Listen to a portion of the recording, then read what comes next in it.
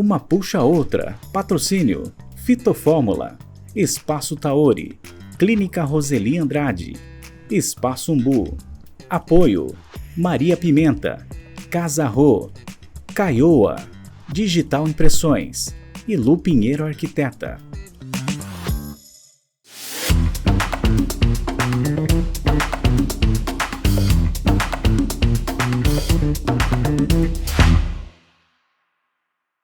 Começa agora mais uma Puxa a Outra e hoje estamos recebendo aqui nossa vereadora Cláudia Alonso, que entrou aí esse ano. E eu tive o prazer de conhecê-la em alguns eventos em qual eu representava o Neomama. É uma pessoa que fala muito de inclusão, algo que a gente já falou nesse programa, mas eu acho que a gente traz alguém aqui que traz uma perspectiva diferente. Até comentei com as meninas. Vou dar um exemplo, né? Eu fui num evento que você fala até da feição, né? Estou com a camisa bege, com uma feição feliz. E a gente vai falar sobre isso, mas no segundo bloco. Mas seja bem-vinda a uma Puxa Outra. Obrigada, meninas. Estou feliz de estar aqui, viu?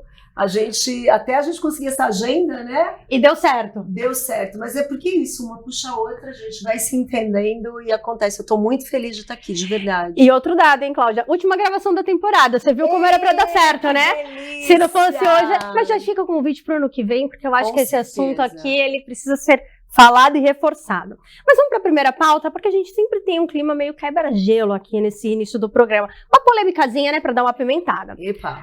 Colocar o filho acima das vontades, se deixar por último, não é cuidado, é anulação de personalidade. Depois que se vive pelo outro, não há mais como saber viver sozinho. Vivi, você tá na ponta da língua, né? Esse tema é um tema bem interessante de ser conversado. Eu passei por uma experiência com meu filho, gente. Eu tenho um filho hoje que tem 14 anos, tá? E quando ele tinha 8 anos, ele teve um diagnóstico de tumor cerebral, tal. E quando ele teve que fazer uma grande cirurgia, perdeu os movimentos do pescoço para baixo, teve que aprender a fazer tudo de novo. E dentro dessa época, eu passei por essa fase de anulação, de só viver para ele 24 horas por dia, porque teve uma reabilitação de 1 ano e tal. E foi bem engraçado, porque, veja, uma criança de 8 anos que teve que aprender a fazer tudo de novo. Pegar o copo, aprender a andar, isso, aquilo, outro. Só que chegou uma hora que a psicóloga que estava acompanhando o caso neurológico me chamou no canto e, ó, carcou em mim ali, ó. Se você não parar de fazer tudo pra essa criança, ele nunca vai se desenvolver, e porque não sei o quê, e porque não sei o que lá, e acabou comigo. Saí de lá assim, em choque. Era só amor, eu só queria fazer tudo por ele. Como pode? Mas ela me salvou.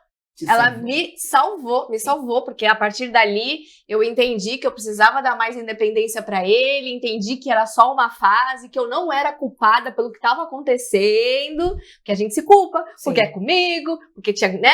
Então, veja, é lógico que eu fui para um extremo, numa situação extremamente extremista ali, né? Que, claro, não acontece todos os dias, mas acontece com mais frequência que a gente possa imaginar. Mas a gente tem que entender que filho precisa realmente passar pelas dificuldades, passar pelos sofrimentos, todos nós passamos, e tudo bem. Nós estamos ali, inclusive, para ajudar no direcionamento, e não para viver as experiências das crianças, né?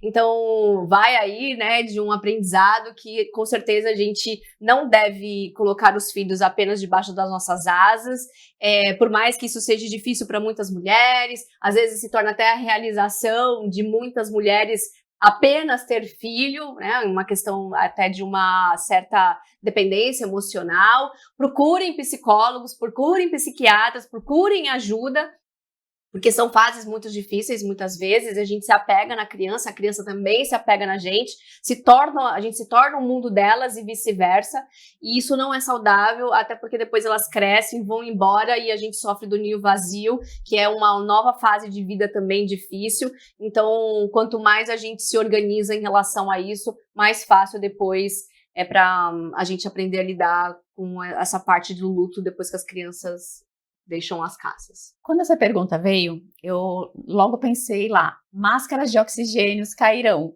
Primeiro coloque a sua, depois a do amiguinho do lado. Né? Então eu acredito muito que assim, e eu falo porque a gente vem de uma geração, eu sou em 3, né? E teoricamente a minha irmã, que é a caçula, ela claro que passou por menos dificuldades do que a gente. E nós dentro de casa, então eu não sou mãe, né?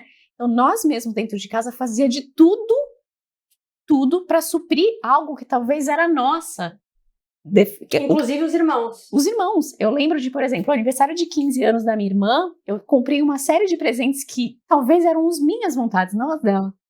Então, acho que quando a gente se torna mãe, imagino eu, que a gente quer fazer com que os nossos filhos não passem pelo que a gente passou, e aí cada um tem uma história, cada um tem um momento de vida, mas isso vai acabar anulando, porque hoje, dentro do próprio mercado de trabalho, a gente vê como é que estão os profissionais, né? Hoje, para você contratar alguém nessa nova geração, tá cada vez mais difícil, porque eles exigem muitas coisas, né? Todo mundo quer ser CEO agora.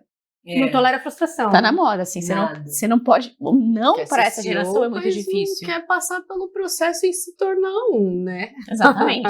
Então, talvez esse nosso excesso de tentar cuidar dos filhos, e eu não sou mãe, então, né, peço perdão aqui, inclusive nem teria poder de fala, mas acho que esse excesso de zelo, excesso de cuidado tem criado seres humanos que não estão preparados para ouvir um não, e aí eu não sei como é que vai ser daqui para frente.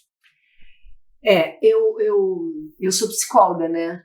Bailarina, psicóloga, vereadora. A gente vai falar disso ainda. Vamos chegar lá. Das minhas. E aí, assim, é o que tu falaste. A psicóloga te salvou.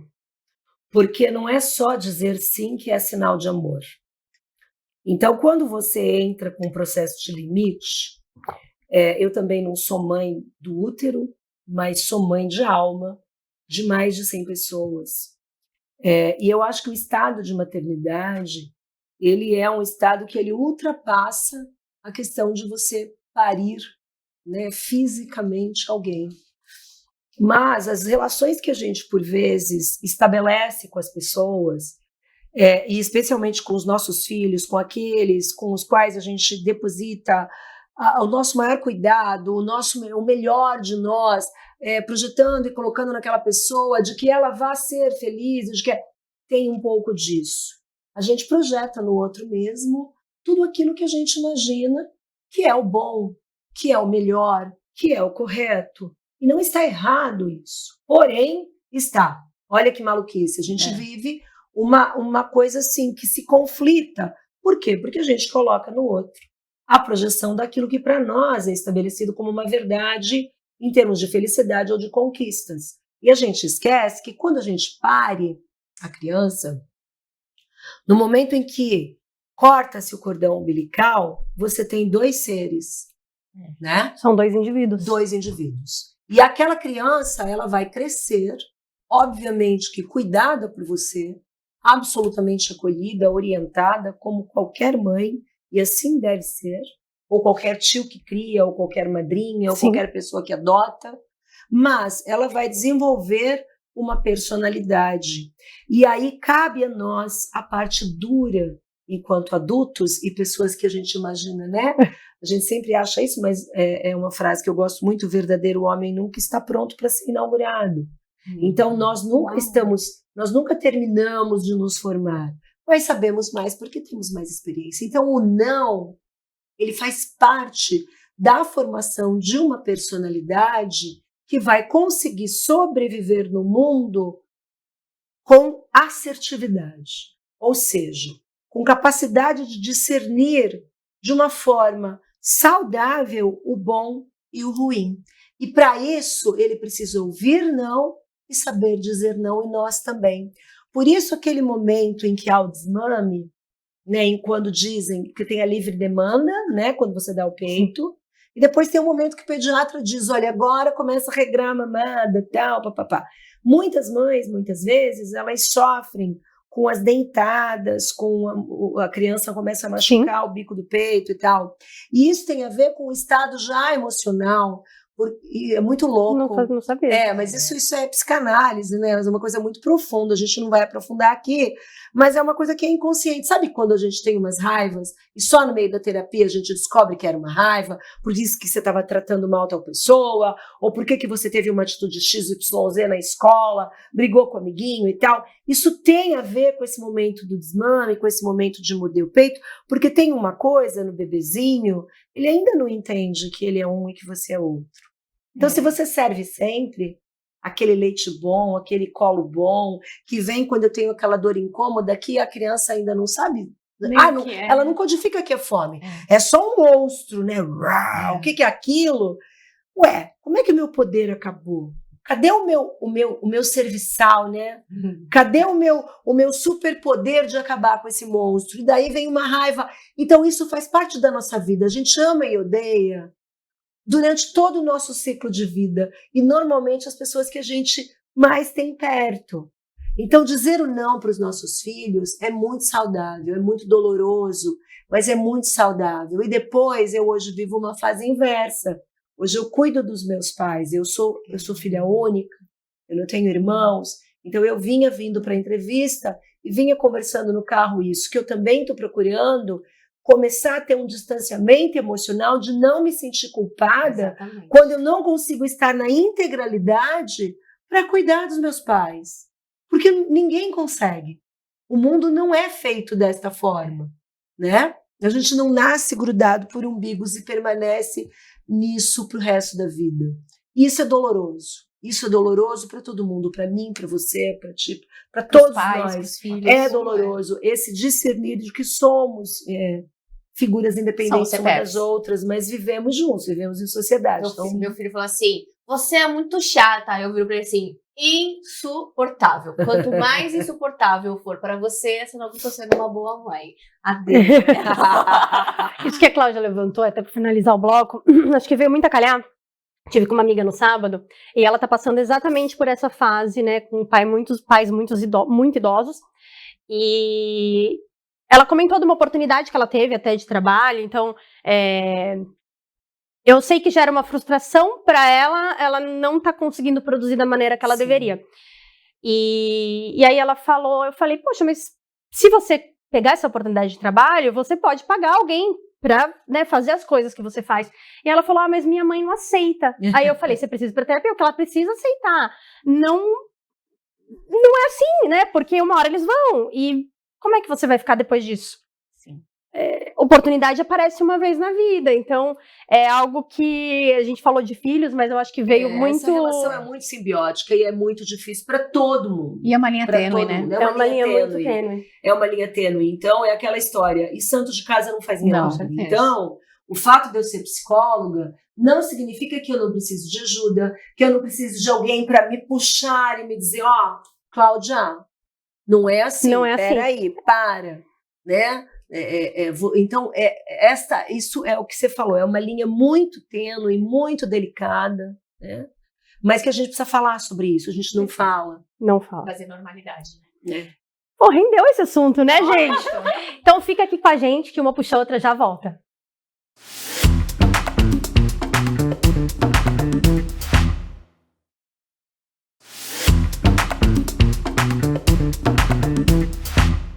Voltamos com uma puxa a outra, e o tema agora é inclusão, gente. E aí a Cláudia vai dar uma aula aqui pra gente, né? O que significa incluir de verdade e como as nossas atitudes diárias reforçam barreiras invisíveis. Gente, esse tema é um tema que me acompanha há 35 anos praticamente, desde que eu iniciei no Projeto Tantam, e é uma pauta para mim cara, no melhor sentido, né? Eu acredito piamente numa sociedade para todos, numa sociedade que se entenda para todos e cujos incômodos, em função de termos pessoas que são diferentes daquilo em que fomos criados e habituados e acomodados, uma sociedade que vá e seja proativa para isso. E, para tanto, a gente precisa entender. Aí a gente precisa conversar. E a gente precisa falar de forma muito clara. Então, eu vou dar um exemplo assim, bem... Como você imagina uma pessoa cega, certo? Tendo que depender a todo momento na sua vida. Como eu digo, uma frase linda de Blanche Dubois, que é uma personagem teatral, a depender de estranhos, da bondade de estranhos para viver. Para sair da sua casa e ir ao mercado. Para no mercado escolher as coisas que necessita para comer e para viver. Como é que você imagina isso? Então, a única diferença dela para nós é que ela não enxerga, certo? Sim. Como é que você imagina uma pessoa que é surda, que vê a gente aqui conversando e rindo e etc., e essa pessoa não está incluída dentro da nossa conversa? O que deve passar por dentro da cabeça desta pessoa que nos vê aqui tal e tal, e ela não entende nada do que a gente fala? Como é que você entende uma pessoa autista? Como é que uma pessoa autista de nível 3, que é o que desregula, que é o que incomoda, né? Que as pessoas ficam incomodadas e etc. Como é que você lidaria com uma pessoa se ela entrasse aqui, né? No programa, no estúdio, e desregulasse aqui? Como que nós agiríamos para acolher esta criança, este adolescente ou este adulto? E aí eu vou mais, eu falo dos idosos. Os idosos hoje, quando chegam num restaurante que tem somente o tablet ou o QR Code. Então, uma pessoa que não tem a habilidade no manuseio das redes da internet, uma pessoa com baixo letramento, que estudou pouco, uma pessoa que não tem internet, ou porque não tem dinheiro, ou porque... Como que faz para essa pessoa viver nesse mundo? Então, tudo isso está dentro dessa palavra, né? E a gente não fala sobre isso. O que a gente faz? A gente faz caminhada, a gente faz evento, a gente balança bandeira, a gente faz aqueles banners bem bonitos, né? Coloridos, bate foto, usa lacinho, pega os bem defeituosos, não é isso? E põe na foto para mobilizar as pessoas e para dizer que eu sou bonzinho. Eu estou fazendo, olha que oportunidade que eu estou te dando. Gente, você vai na praia, quando eu fizer o programa de cadeira anfíbia, e a cadeira anfíbia estiver na praia, não é quando você quiser. Você entende? Cadeirante. Tá certo? Então, são coisas que vão muito além das coisas. Se é que vocês me entendem. É inimaginável. Eu tenho falado, eu estou falando isso para vocês, porque assim, como eu disse, eu estou há 35 anos nessa pauta, eu convivo com todo o tipo de pessoa, e todos os dias eu aprendo, sem o menor problema. Eu sei falar Libras, não sou intérprete, mas sei falar Libras, então se aparecer um surdo, eu vou me virar bem com esse surdo. Pelo menos para dizer para ele, calma, eu conheço pouco, para não irritar esse cara, para esse cara não ficar bravo, indignado comigo. Com razão. Por quê? Porque Libras é a segunda língua oficial do nosso país. E ainda se exige para concursos, para vestibular, o espanhol, o inglês, mas Libras não. Faz sentido. Não é? Então, alfabetize uma criança no nosso português e em Libras, porque o HD dele está muito melhor que o nosso. Está vazio. Essa criança vai falar Libras maravilhosamente. Tranquilamente, né? Tranquilamente. Então, eu falo sobre essa questão, por exemplo, nas escolas, há décadas, porque isso não era mais para ser discutido, era para ser implementado, né? Ser implementado. Os professores ficam loucos. Por quê? O problema não está neles, o problema está na formação oferecida para eles. Há quanto tempo você tem a Lei Brasileira de Inclusão e você ainda não tem as faculdades de pedagogia oportunizando aos profissionais que eles tenham acesso a tudo isso? Então, assim, isso é para iniciar, eu fico olhando o tempo, já me dá uma angústia no meu coração. Mas que eu falo, meu Deus! É que a necessidade e a evolução da implementação são tão distintas cronologicamente. Muito. Eu sempre falei isso também, porque isso também é uma dor, eu acho que é na regulatória. O mercado evolui com uma velocidade e a burocracia evolui numa outra velocidade totalmente muito mais lenta. E a gente sofre como sociedade, eu concordo. É um negócio qualquer problema, problemas neurológicos, qualquer. Eu vi a dificuldade que foi para ter o acesso ao tratamento pro meu filho. Eu ia falar isso, você teve uma experiência com teu filho, nossa, e foi difícil, eu tive que arranjar uma briga, eu sou da área da saúde, a sorte que eu sou da área da saúde, veja, né? A sorte, porque se eu não fosse, com certeza eu acho que eu não estaria aqui contando essa história de sucesso do meu filho, porque com certeza ele não teria sobrevivido ao tratamento que o plano de saúde eu tinha oferecido. Exatamente. Eu tive que entrar na justiça. Então, assim, é difícil. Nossa. É muito difícil. Então, é uma pauta, assim, que eu acho necessária. Eu acho ótimo de vocês trazerem para o programa. Acho que quantas vezes vocês quiserem falar, nós precisamos falar, porque quando a gente fala de acessibilidade, a gente não está falando só da calçada, é a calçada, mas vai muito além da calçada.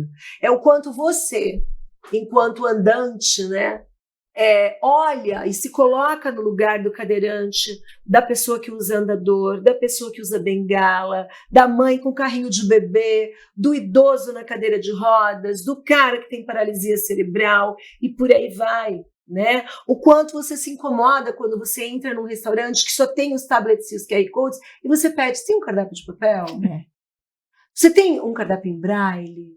Nossa, esse é uma lei minha que está tocada agora aqui, vou chegar no restaurante e já vou colocar tudo isso. Faça, se tudo der certo, espero que ainda até o final deste ano a minha lei sobre cardápios ela venha a ser aprovada e ser implementada no município, porque isso é uma coisa que assim, eu comecei a observar e começou a me dar uma angústia, porque eu me punho no lugar do outro. Aí você diz, já aconteceu isso, eu já presenciei, o atendente, não, eu venho, eu ajudo o senhor. Só que veja, até para o próprio empresário, então ele vai ter um atendente específico para ficar ali. E se você tiver uma mesa com vários idosos ou várias pessoas com múltiplas deficiências. Não custa nada. Sabe quanto custa um cardápio? Então, não custa nada. Um cardápio de 10 páginas em braille, com capa, ele custa R$60. Então, custa o Lar das Moças Cegas faz. Que legal. Cada folha custa R$5. Então, um cardápio de 10 páginas custa 50 e uma capa, 6. E aí você não precisa também ter 45. Um cardápio braille, gente. A lei, a gente fez um estudo. Então, 10% da lotação dos restaurantes é em cardápios de papel, né? Sim. Se tudo é em tablet ou o que for. E um cardápio em braille. Olha que bacana. Faça isso, publicize, seja acolhedor. A gente precisa, eu acho que o principal para a inclusão que tu falaste vem pela palavra humanização. Se as pessoas não se olham mais nos olhos, como aqui, olha o significado que é uma puxa a outra. Não é ficar amarrado e enlaçado, mas é puxar para cima, caminhar, né? Para cima. Então, isso é muito simbólico, sabe? As pessoas precisam se olhar, as pessoas precisam dizer, como eu faço para te entender? Quantas vezes eu estou falando com algum dos jovens que eu atendo que tem síndrome de Down, ou paralisia, ou enfim, alguma outra síndrome com um nome mais complicado, né? Que eu às vezes não sei nem reproduzir, eu digo, não te entendi. Repete para mim. E às vezes eu peço para repetir 2, 3 vezes. Isso não é ofensa. Se você pede e você mostra que você quer saber. Você está interessado, né? A ofensa é o desinteresse, né? Exatamente. Então vamos desenhar? Como é que a gente faz para se comunicar? Isso é o primeiro passo para uma sociedade inclusiva. E o óbvio precisa ser dito, né? Precisa, amiga. Ai. Precisa. E às vezes as pessoas dizem assim para mim, nossa, Cláudia, você tá brava? Eu falo, tô. É indignada, né? Agora eu não falo mais não tô. Eu tô. Indignada. Não consigo mentir. Não consigo mentir. Não consigo não estar brava. Porque como é que isso não te incomodou até hoje, Jesus? É porque não vive o problema. A gente falou isso. Não é empático, né? Ela não passou por aquela situação. Talvez ela só simpatize. Seja só ela olha de uma maneira solidária, mas não olhar de uma maneira só solidária, não fazer nada por isso, se for possível, né? Não, e aí não é inclusão, você percebe? Aí é pena. É pena. Aí é pena. E é outra coisa. Olha como eu sou bacana. Te levei no parquinho e fiz você subir com a cadeira de rodas lá na roda gigante hoje. Olha que legal. Ai, tira foto. Olha, gente, Jesus Cristo, sabe? Então, chega a ser vergonhoso. É bacana? É bacana. Claro que é. É que é A gente precisa fazer né? evento, precisa fazer Não, eu festa. acho que é preciso falar para incentivar, Claro, mas sem a acaba menor fazendo uma dúvida. publicidade muito maior do que uma ação do que a efetiva. ação 365 dias por ano. E aí fica um negócio, quando eu faço minha autodescrição, muitas vezes as pessoas dizem, ai, Cláudia, precisa mesmo? Olha, vai tomar tempo da sua fala. Eu falo, bom, quem está me vendo precisa me ver. Quem enxerga e quem não enxerga. Então, este, aspas, trabalho deverá ser feito. Posso fazer a descrição disso aqui? Não vai dar tempo. Vai. Temos 3 mulheres aqui, uma ruiva clara, uma morena de cabelo preto, uma loira, uma ruiva também, que sou eu pintada. Nós estamos com roupas coloridas, de shorts, vestido comprido e etc. As meninas usam sandália, sapato, eu uso tênis. Estamos numa sala de casa, com poltronas bege, um tapete claro, uma mesa marrom, e atrás de nós existe um quadro com ondas que vão do verde até o rosa pink e o rosa claro. E assim vamos conversando entre plantas verdes e uma parede cinza clara. Para você que não nos vê, nos viu agora. Maravilhoso! Tá vendo? Travou ainda. Cara! Gente, com essa eu vou puxar o break, que a gente já volta com o Puxa do Insta. Fica aqui com a gente que uma puxa a outra, volta já.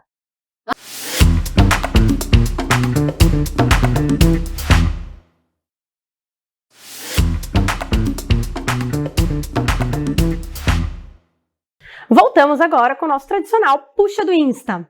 Na busca pela vida ideal, será que estamos esquecendo de viver a vida real? Ju, comenta. Eu acredito que assim, a gente tem que fazer da nossa vida real exatamente a parte mais linda da nossa vida. Porque assim, tem um momento, a gente estava falando anteriormente sobre viagens, e tem um tipo de viagem que eu faço que eu não sei o destino, tá? Então, não sei. Então, assim, como é planejado? Olha, você leva uma mochila com 2 casacos, uma roupa de praia, uma toalha, você leva. E o que eu falei assim, vou, e assim, vocês sabem que eu sou uma pessoa cronometrada, toda metódica, toda planilhada, tudo assim. E eu falei assim, pra mim foi extremamente desafiador. Primeiro, eu não coloquei o aplicativo de caminho. Como assim? Como é? Você chegar. Foram vários processos que eu fui descobrindo. E no meio da viagem, exatamente, eu percebi o sentido. Tipo, a felicidade não tem que ser o destino. A felicidade, ela tem que ser, de fato, o caminho. Então, você tem tempo para olhar pro lado, para olhar a paisagem, para olhar como é que tá o céu, porque a gente tira essa questão do controle. Então, eu acredito que, assim, a vida perfeita, ela tem que ser o dia a dia de cada um. Então, a gente tem que transformar a nossa rotina e ser feliz com ela. Claro, não estou dizendo das situações que a gente precisa, né? Cada um passa por uma situação, mas assim, transforma a tua rotina e aí você vai ser feliz todos os dias. E sabe o que eu pensei a respeito desse tema também? A vida perfeita. O que é a vida perfeita? O que é isso? Quem que falou? O que criou? Acho que a gente vê tanta essa questão de performance, inclusive de vida perfeita, de, né, atingir uma espiritualidade, isso tudo que a internet vende muito bem, mas o que é? Isso é tangível? Isso é único? Isso é independente isso é meu, isso é seu? Então, acho que a gente fica muito preso no que estão vendendo, que é perfeito, e esquece de procurar nas pequenas coisas que você está ali no dia fazendo. Acredito que essa é a questão do sentido mesmo e da perfeição, né? E aí se frustra, né? Se frustra, deprime. Sim. Compara, né? Entendeu? Por algo que é idealizado. E realmente, assim, é algo que talvez não exista. É por isso que eu gosto muito da filosofia taoísta, né, da medicina oriental. Porque, veja, eles entendem que a vida é uma questão cíclica, né? Então, tem horas que você tá vivendo o ciclo Yang e outras você tá vivendo ali no ciclo Yin. E a vida é exatamente esse movimento, né? De altos e baixos, altos e baixos. E aí, quando você consegue ter esse nível de autoconhecimento do o que acontece quando você tá no alto, o que acontece quando você tá no baixo, esse nível de compreensão faz você viver uma vida mais feliz, mais perfeita, porque você vai entender que, agora eu tô aqui em cima, tá, o que tá acontecendo aqui em cima? Vai acontecer isso, vai acontecer aquilo, vou estar em questão de expansão, isso, aquilo, outro, vou ter mais energia, vou ter mais ansiedade, vou ter mais frustração, beleza, mas aí quando chega no declínio do negócio e vai lá pro lado do yin, mais depressão, mais... É a dualidade, né? É a dualidade.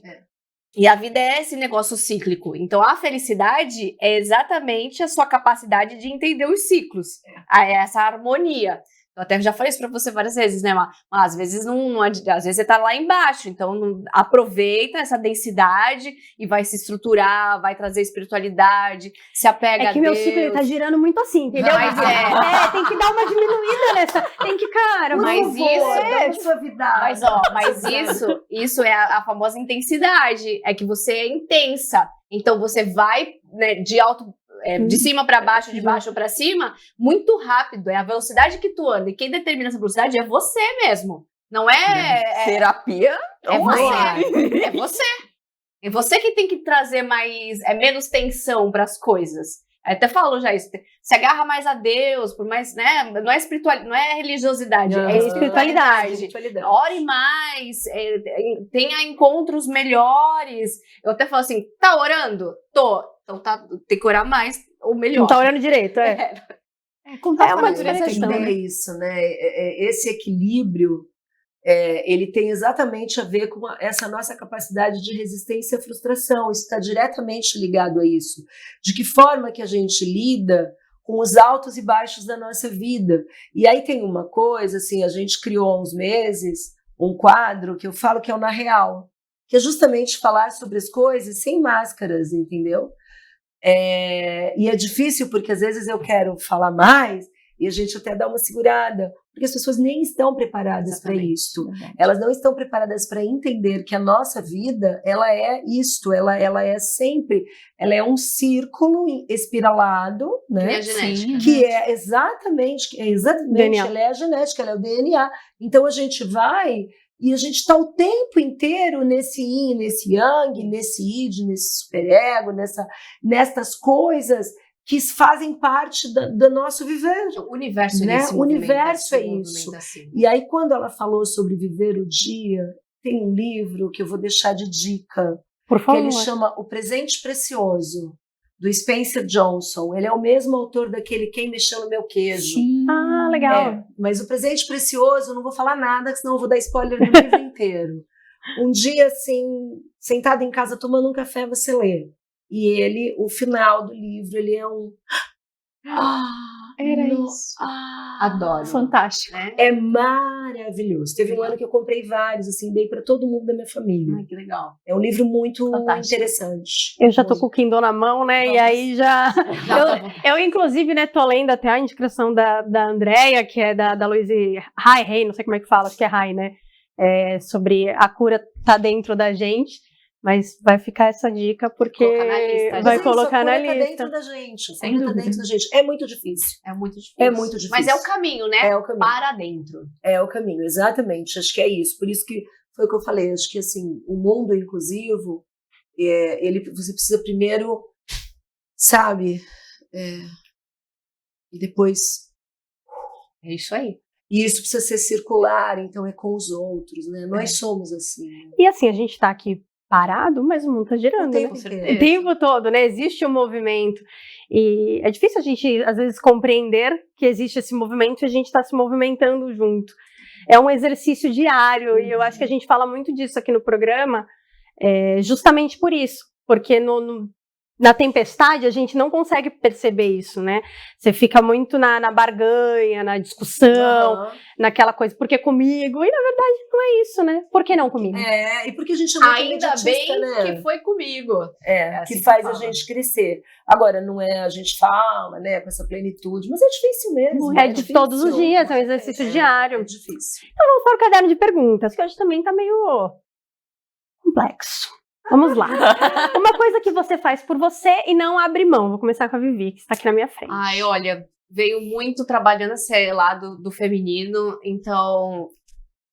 Meus cabelos. Ela está de cabelos novos, a nossa Rapunzel agora. Arquétipo da Rapunzel, porque eu sou junguiana também.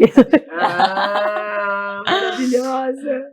Eu cuidar da minha saúde, da minha alimentação. Eu acredito que o meu corpo é o meu templo e ficar bem para que eu possa cuidar dos outros, inclusive, também. Eu estava pensando aqui que são várias coisas, mas eu não abro mão de um bom abraço. Assim, eu não abro mão de um bom abraço. Abraço para mim é um negócio que me revitaliza, assim, sabe? Eu preciso disso. Então, E eu costumo dizer às vezes, não abro mão de ir na Tantã, receber abraços, assim.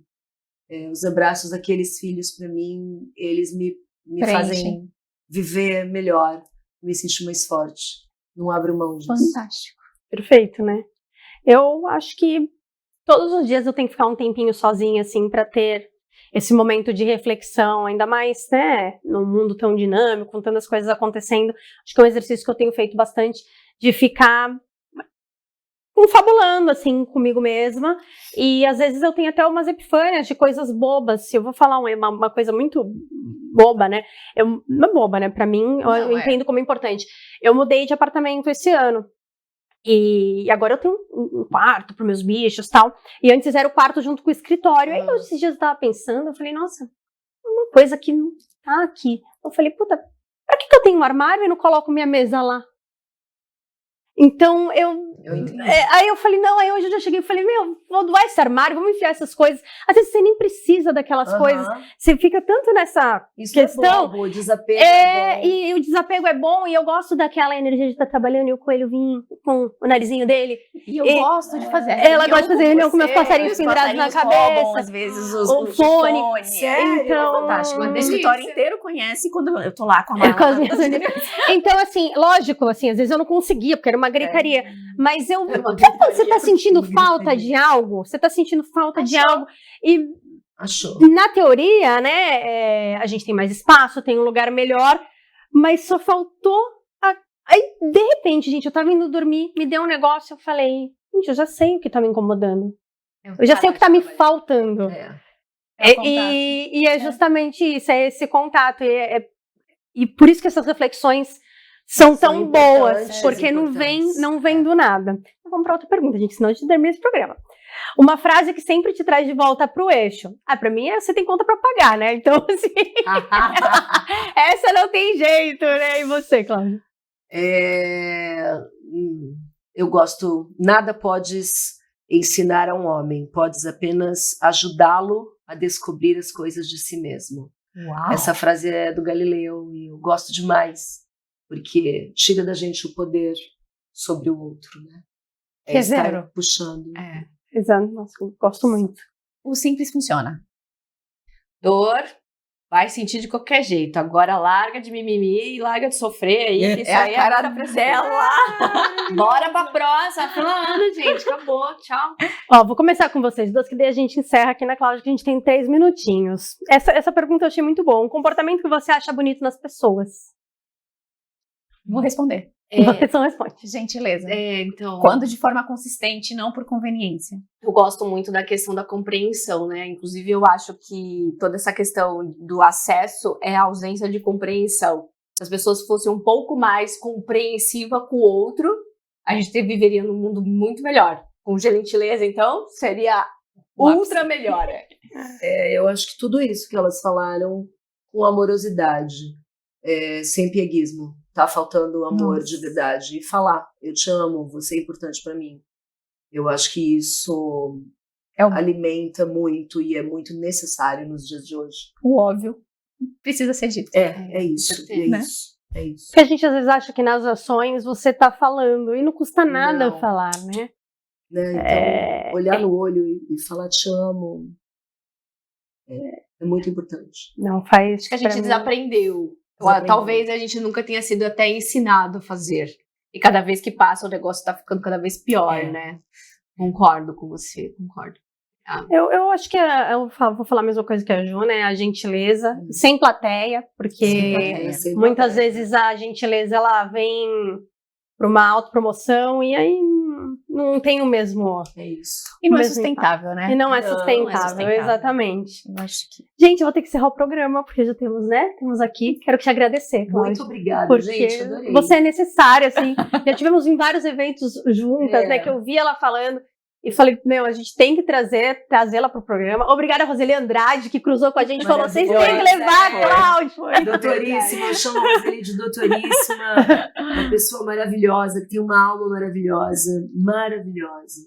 E muito generosa, assim. Não teve uma vez que eu não precisasse da doutora para cuidar de algum dos meninos e ela não me dissesse, traga. Uau. E ela trata de verdade, tudo que é necessário. Ela é assim, incrível. então, Agradeço também. Ai, não, a gente fica muito feliz, gratas pela presença. Obrigada, E já gente. deixamos o convite aí, próxima Venha. temporada, a partir do ano que vem. Temos muitos assuntos para falar Com e falar um certeza. pouco do Tantan, que não deu tempo de falar hoje, mas a gente falar um pouco. Não precisaria do programa inteiro, né, para falar. Precisaria muito tempo, mas vocês estão convidadas quando quiserem ir lá. Admiro muito. Conhecer, estar perto, ver a turba. A gente tem aí muitas coisas para fazer no fim do ano. Eu vou passar para vocês. Quem Passa, sabe. gente. Por Com certeza, favor, e a nós gente vamos, compartilha vai. também com a comunidade Uma Puxa a Outra, que eu acho que é de interesse público bom. isso. Obrigada.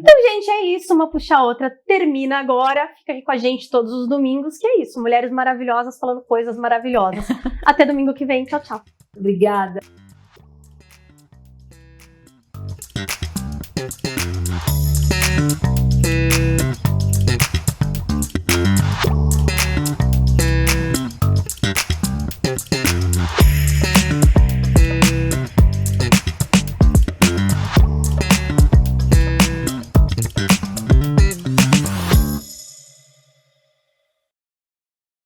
O programa que você acabou de assistir tem o patrocínio de Fitofórmula, Espaço Taori, Clínica Roseli Andrade, Espaço Umbu, Apoio Maria Pimenta, Casa Rô, Caioa, Digital Impressões e Lu Pinheiro Arquiteta.